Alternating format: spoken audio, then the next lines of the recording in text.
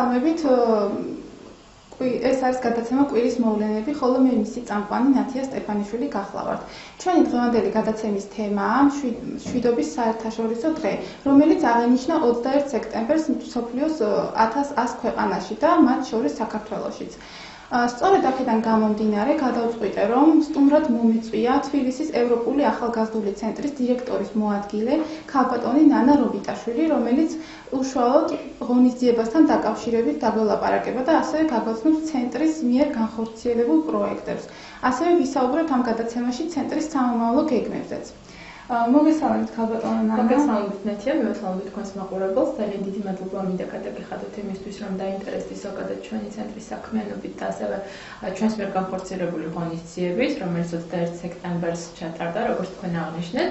სანამ უშუალოდ 21 სექტემბრის ღონისძიების შესახებ ვისაუბრებ, იქამდე მინდა მოკლედ ჩვენი ცენტრის შესახებ 2 სიტყვით თქვენი ეთერის საშუალებით ახალგაზრდებს მივაწოდო ინფორმაცია.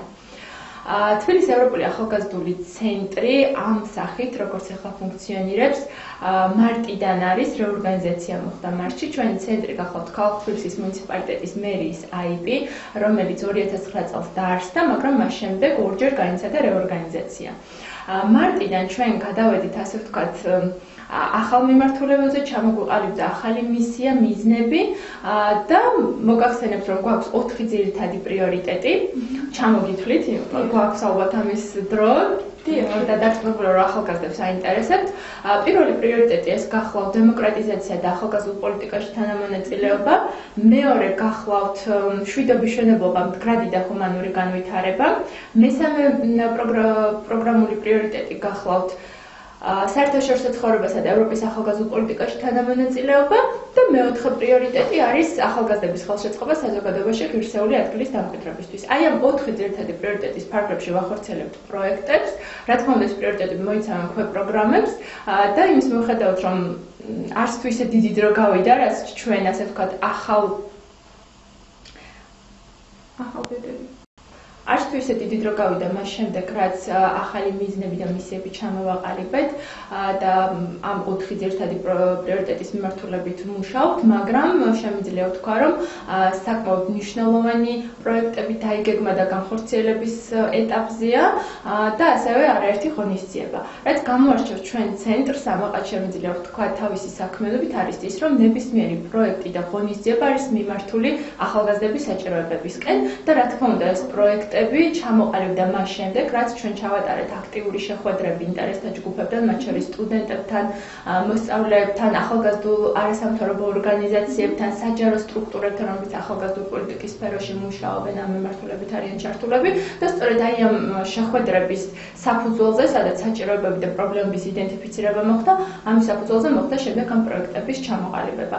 და არ ვღალატებთ, ასე ვთქვათ, ტრადიციას, არ ვღალატებთ და 2016 წლის პროგრამული პრიორიტეტებიც და პროექტებიც სწორედ კვლევებზე იქნება დაფუძნებული და ახალგაზრდების საჭიროებებზე. უშუალოდ ახალგაზრდებს დიდი მადლობა. თან თქვათ თქვენს ცენტრის მიერ განხორციელებულ პროექტებზე თუ შეგიძლიათ რომ 2 სიტყვით. რა თქმა უნდა, დიდი სიამოვნებით, აი ბოლო ყველაზე ისეთი მნიშვნელოვანი გამორჩეული პროექტი იყო აღმოსავლეთ პარტნიორობის პროგრამის ბანაკი. იმედი მაქვს ხსმენიათ ამის შესახებ, რომელიც ყარელში ჩატარდა და საკმაოდ კარგი გამოხმაურება მოყვა.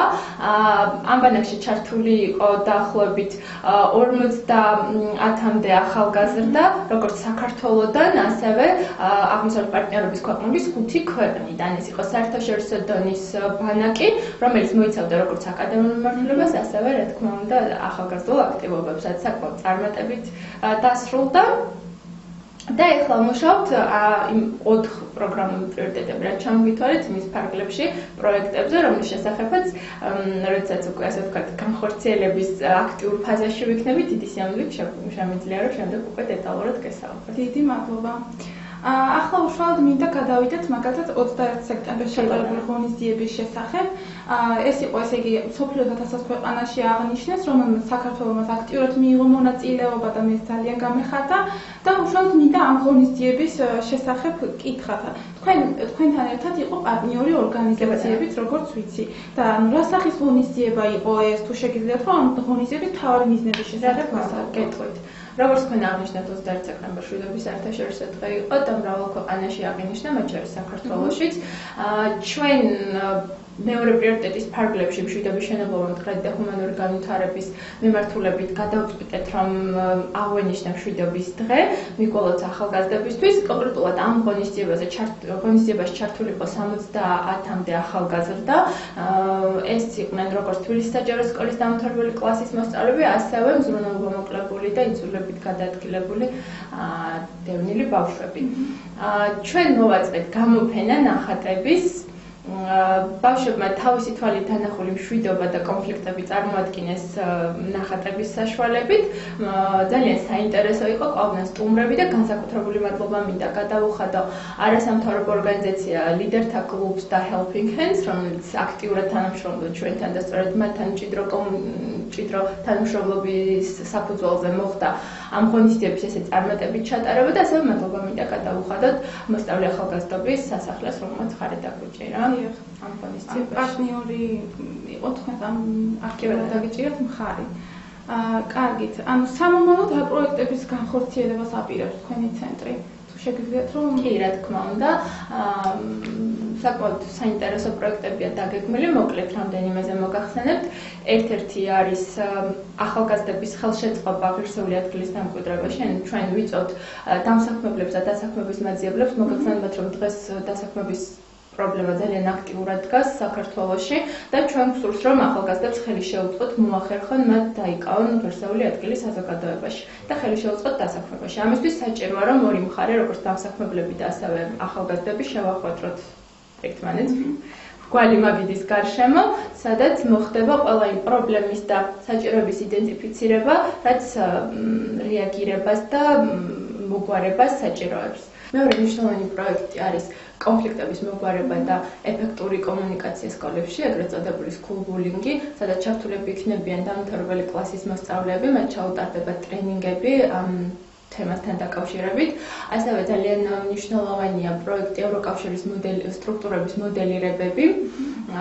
რაც მინდა აღვნიშნო, რომ ნებისმიერი ჩვენი პროექტი გათვლილია იმაზე, რომ მივიღოთ რეალური შედეგი, რომ მოხდეს მაქსიმალურად მეტი ახალგაზრდების ჩართვა, დაინტერესებული ახალგაზრდების და ასევე მინდა ვთქვა, რომ თქვენი საშუალებით მივაწოდე ინფორმაცია ახალგაზრდებს, რომ შეუძლიათ ეწვიონ ჩვენ Facebook გვერდს და მოიზიონ ინფორმაცია აღნიშნულ პროექტებთან დაკავშირებით და ჩაერთონ, შეავსონ აპლიკაციო ფორმა, გამოგგზავნონ და ჩაერთონ ამ პროექტებში. ანუ ამ პროექტებში სტუდენტებსაც შეიძლება მონაწილეობის მიღება და სკოლის მოსწავლეებს კონფლიქტებთან იქნება? კი ბატონო, კონფლიქტებთან დაკავშირებით, რასაც გესაუბრეთ, ეს არის სკოლის მოსწავლეებზე გათვლილი, მაგრამ მაგალითად ღირსეული ადგილის დამკვიდრებელს მაგალითად. ევროკავშირის მოდელირებები არის ახალგაზრდებისთვის, რაც მოიცავს როგორც დამთავრებელი კლასის მოსწავლეებს, ასევე სტუდენტებსაც. ღირსეული ადგილის დამკვიდრება და დასაქმება, რაზეც ვისაუბრეთ, ეს არის სტუდენტებისთვის. ან ახალგაზრდებისთვის შეიძლება არ იყოს სტუდენტი, მაგრამ დამთავრებული სკოლის მოსწავლეებს და კი ბატონო, სკოლის მოსწავლეებს ეს პროექტი არ არის გათვლილი. ანუ ესეთი დეტალური ინფორმაცია, რა თქმა უნდა, ხა სიამოვნებით წარმოგიდგათ, მაგრამ დეტალური ინფორმაცია პროექტების შესახებ ახალგაზრდებს, მოსწავლეებს, სტუდენტებს ყველა შეუძლიათ, ვინც არის დაინტერესებული, იხილოს ჩვენს ვებგვერდზე ან Facebook გვერდზე. და თუ შეიძლება თქვათ მითხრათ, რომ თუ გექნებათ მოდელი გაცვლითი პროგრამების პროექტები ასეთი თქვათ. ამ წელს 2015 წელს გაცვლითი პროგრამები არ იყო გაწერილი, მაგრამ როგორც მოგახსენეთ, ჩვენ აქტიურად კომუნიკაციობთ, თანამშრომლობთ როგორც არასამთავრობთან, ასევე სახელმწიფო სტრუქტურებთან, ხვდებით სტუდენტებს, ახალგაზრდებს, ვისმენთ მათ საჭიროებებს, პრობლემებს, როდესაც მოხდება წლის ბოლოს, ასე ვთქვათ, ამ ყოველთვის შეჯამება და დავინახავთ, რომ არის დიდი საჭიროება ამის, არ არის გამორიცხული, ვთქვათ, რომ დაიგეგმოს, მით უმეტეს ჩვენი ერთ-ერთი პროგრამული პრიორიტეტი სწორედ საერთაშორისო ცხოვრებაში თანამონაწილეობა არის და ამიტომ არ არის გამორიცხული, რომ ასეთი პროექტი დაიგეგმოს. აქვეა ძალიან საინტერესო კიდევ ერთი პროექტი გამახსენდა, თბილისი ახალგაზრდული დედაქალაქი 2020. წელს ჩვენმა დედაქალაქმა გააკეთა განაცხადი, რომ მოეპოვებინა სტატუსი, ახალგაზრდული დედაქალაქის სტატუსი, მაგრამ ამ წელს სამწუხაროდ ვერ მოვიპოვეთ ეს სტატუსი, ვემზადებით 2020 წლისთვის. ამას საკმაოდ დიდი რესურსები ჭირდება, როგორც ადამიანური, ასევე მატერიალური, უნდა იყოს ამის მზაობა და ჩვენი გუნდი, ჩვენი ცენტრი ძალიან აქტიურად მუშაობს ამ საკითხზე, მაგრამ რა თქმა უნდა, ჩვენ გვჭირდება ახალგაზრდების უფრო მეტი ჩართულობა. ამიტომ მაქსიმალურად ვცდილობთ, რომ მივაწოდეთ ინფორმაცია და მე დარწმუნებული ვარ, რომ ბევრი ახალგაზრდა დაინტერესდება ამით. კარგით, ქალბატონო ნანა, მე წარმატებას გისურვებთ, წარმატებას გისურვებთ თქვენ საქმიანობაში. ეს იყო ჩვენი გადაცემის პირველი სტუმარი, ქალბატონი ნანა რობიტაშვილი, თბილისის ევროპული ახალგაზრდული ცენტრის დირექტორის მოადგილე.